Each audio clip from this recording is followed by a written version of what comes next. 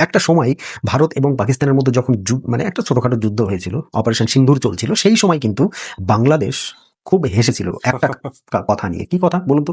সেটা হচ্ছে যে চীন বলেছিল যদি হ্যাঁ। পাকিস্তানের সিন্ধু নদের জল বন্ধ করে দেয় ভারত, তাহলে পরে আমরা ব্রহ্মপুত্র নদীর জলটা কিন্তু হুম। বন্ধ করে দেব। এতে বাংলাদেশিরা কিন্তু বেশ লাফিয়েছিল, দেখ কেমন লাগে, এই একটা কথা বলেছিল।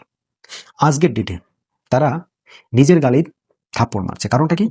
কারণ হচ্ছে এই ব্রহ্মপুত্র নদীর উপর যদি চীন বাদ দেয়, তাহলে ভারত সরকারও কিন্তু বলে দিয়েছে যে আমরাও এই নদীর ওপরে বাদ দেবো। চীন বাদ দিলেই আমরা কিন্তু অরুণাচলে আমাদের এই নদীর ওপরে আমরাও আর একটা বাদ দেবো। কারণটা কি? যখনই চীন তার বা নদীর বাঁধের গেট খুলে দিয়ে আমাদের বেশি জল সাপ্লাই করবে, আমরা সেই মুহূর্তে আমাদের সেই রকম ভাবে প্ল্যানিং করে আমরা আমাদের বাঁধটাকে রেডি করে রাখতে পারবো।